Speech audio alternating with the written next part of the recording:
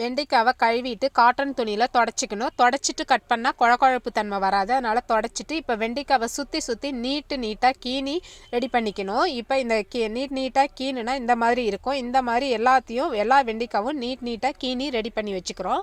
இப்போ கீனின வெண்டைக்காவோட தலைப்பகுதியில் டூத் ஸ்டிக்கை சொருவி எல்லா வெண்டைக்காயிலையும் இந்த மாதிரி ரெடி பண்ணிக்கணும். இப்போ பஜ்ஜி மிக்ஸு 1/4 கப் போட்டு 1 டம்ளர் தண்ணியை ஊற்றி நல்லா மிக்ஸ் பண்ணுனா பஜ்ஜி பேட்டரி ரெடி ஆயிடுச்சு. இப்போ கடாயில் ஊற்றி எண்ணெய் காஞ்சோன்னே நம்ம கீனி வச்ச வெண்டைக்காவை நல்லா பஜ்ஜி மிக்ஸில் நல்லா முக்கிக்கணும். கீனின உள்பகுதியிலலாம் பஜ்ஜி மிக்ஸ் படுற அளவுக்கு நல்லா முக்கிட்டு எண்ணெயில் போட்டு பொரிச்சு எடுக்கணும். காய்கறியே விரும்பாத பிள்ளைங்களுக்கெல்லாம் இந்த மாதிரி வெண்டைக்காவை கீனிட்டு பஜ்ஜி மிக்ஸில் முக்கி எடுத்து இந்த மாதிரி ஸ்நாக்ஸ் செஞ்சு கொடுக்கும்போது அவங்க விரும்பி சாப்பிடுவாங்க. நீங்களும் இந்த மாதிரி மெத்தடில் ட்ரை பண்ணி பாருங்கள். தேங்க்யூ.